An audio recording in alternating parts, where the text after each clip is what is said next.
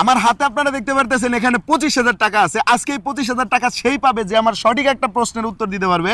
আমার প্রশ্নটা হচ্ছে 11 থেকে একবার দিলে কত থাকে? এই প্রশ্নের উত্তর যে দিতে পারবে তাকেই দিব কিন্তু আজকে 25,000 টাকা। আপনি পারবেন? হ্যাঁ পারবো। আপনার নাম? তানহা। তো তানহা, আপনার কাছে আমার প্রশ্ন, 11 থেকে একবার দিলে কত থাকে?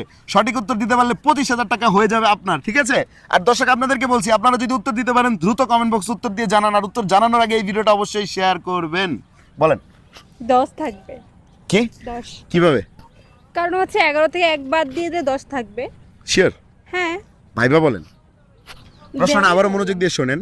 11 থেকে একবার দিলে কত থাকে? 12 থাকবে।